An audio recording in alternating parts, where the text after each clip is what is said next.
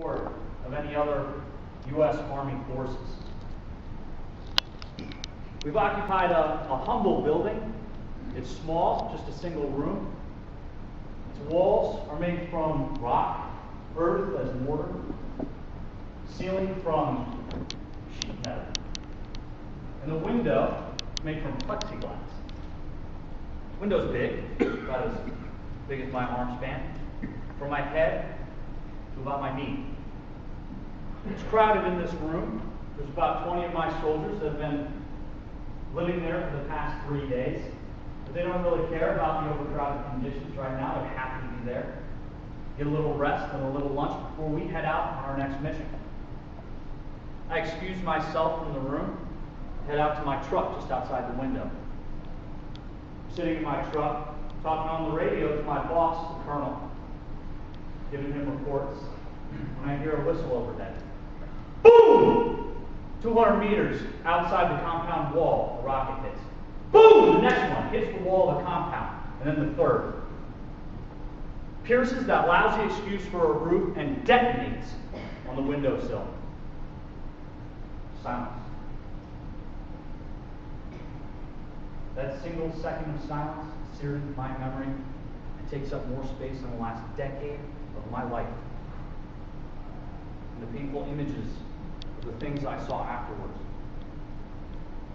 especially the lifeless bodies of Mark Redmeyer, a 19-year-old man from Southern California, and Ross Holes, Robert's father and husband from Northern Michigan.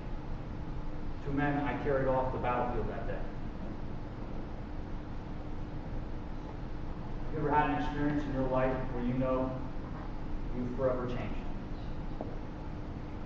From 11:30 to 12:30 on 12:30, July 18, 2008 was a single hour that changed my life forever, for the better.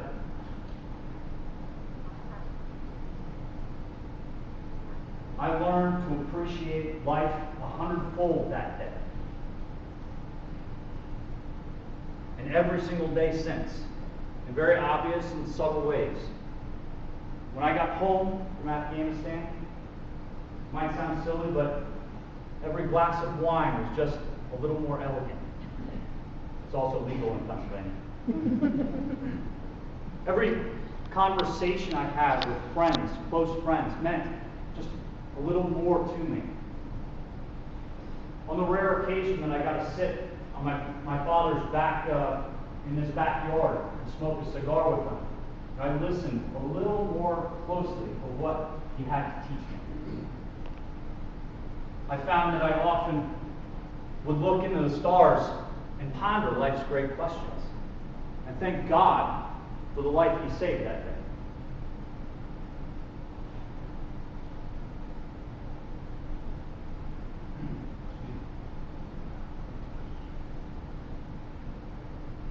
Those were the subtle things, the obvious things.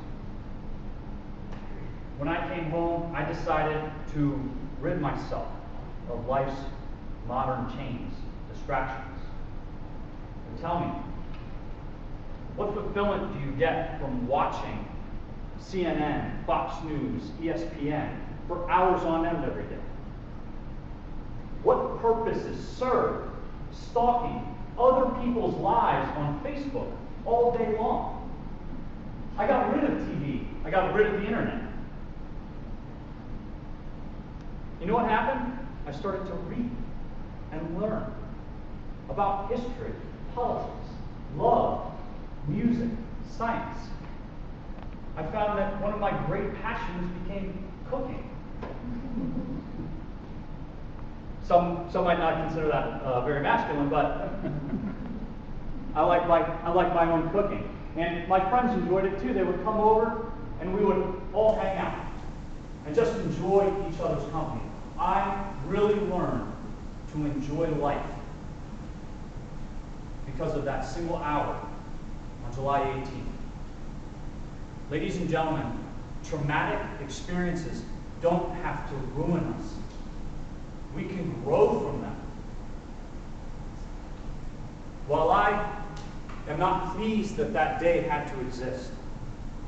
I am very thankful for the ways it changed. That's the church.